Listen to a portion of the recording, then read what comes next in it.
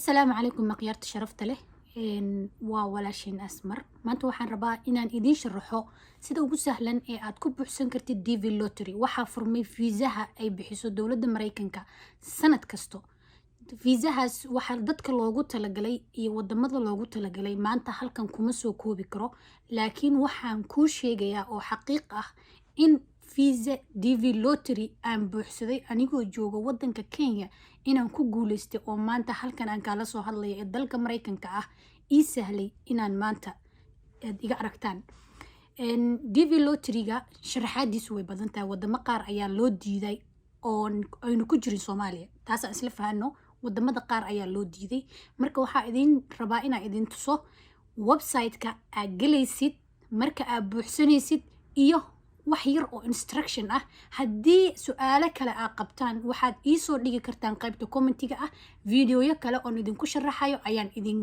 idinka soo duubi doonaa marka waxaan kaloo rabaa inaan idin sheego DV lottery-ga hadda wuu furan yahay wuxuu ku egyahay bisha 11aad 9keeda maalin Talaado ah marka inta laga gaarayo waxaan rabaa website-ka saxda ah ee aad ka buuxsanaysaan inaan idin tuso iyo waxyaalaha ugu muhiimsan ee website-ka ku jiro inaan idin sharaxo marka waxaan hadda guda galaynaa website-ka gudihiisa sidii aad maxaa la dhahaa u buuxsan lahayd dvprogram.state.gov ayaa ah website-ka ugu saxan ee aad ka buuxsan kartid linkigana waxaa isku dayaa inaan hoos idin soo okay halkan waa page-kii aad ka galaysay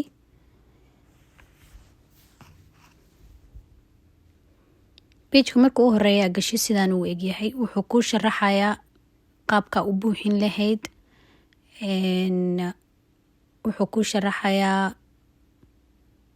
sawirka lagaaga baahan yahay siduu u egyahay qaabka size-kiisa iyo qaabka u galaysid sawirka ayaa button-kan ku sharaxayaa kadibna meesha cagaaran ay ku dhufanaysaa entry kadibna koodkaas ayaa gelinaysaa si ay u ogaadaan inaad computer ahayn kaad koodka gelisid submit ayaad leedahay halkan ayuu ku keenayaa halkan waa page-kii aad ka buuxsan lahayd waa magaca awowga last name first name waa kana waa magacaaga middle name-ka waa magaca aabaha nin iyo naag waxa aad tahay ayaa halkan ka dooranaysaa waxaad gelinaysaa bisha aad dhalatay maalinta aad dhalatay iyo sanadka aad dhalatay halkan waxaad gelinaysaa magaalada aad ku dhalatay halkan waxaad gelinaysaa wadanka kadib hoos ayaa u degaysaa halkanna sidoo kale waxaad gelinaysaa wadanka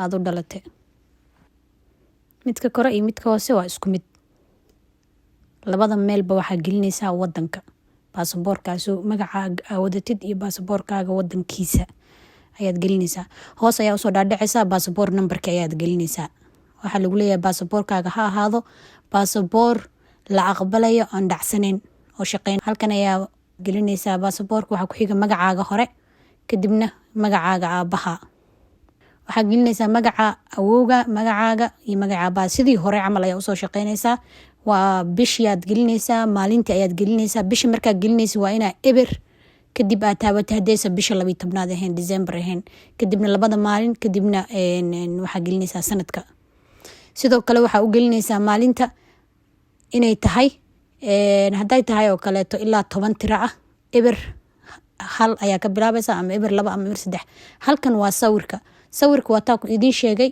meeshii ayaan ku noqon doonaa waan soo tusi doonaa sawirka aad choose gareysanayso waa inuu ahaado sawir valid ah kan meesha ayaad ku noqonaysaa sawirka lagaaga baahan yahay halkan ayaa ku dhufanaysaa sawirada ay aqbalayaan waa kuwan oo dhan waa acceptable sawirka waa inaad koofiyad xirneen waa inaad okiyaalo xirneen waa in maxaa la dhahaa wajigaaga loo jeedo oo wax shucaaca aysa saarneen haddii ay xijaabanta waa inaad sidaa u xijaaban tahay oodan qawanin okay sawirada la diidayo waa kan waxaa saaran blue kalarkiisu wuu bedelan yahay lama aqbalayo automatic ayaa loo soo kan oo kaleeto waa madow asagana automatic ayaa loo reject gareynaya kan hoos ayaa ka muuqdo sawir hoos ka muuqdo automatic ayuu u reject gareynaya computerka marka lama aqbalayo waxaad imaanaysaa halkan waxaad ku qoraysaa adresska. marka intaad adresska qori horta sawirka ayaa juus garaysanaysaa. sawirkii aad hubtay inuu sawir fiican yahay ayaa saaraysaa. kadibna adresska ayaa buuxinaysaa. adresska kaas waa optional, looma baahno. marka ka hoose line 1ka ayaa buuxinaysaa, 2gana waa optional. lineka ayaa tagaysaa 1ka, waxaa gelinaysaa guriga numberkiisa iyo wadada. hadduu apartment yahayna apartment numberka ayaa gelinaysaa.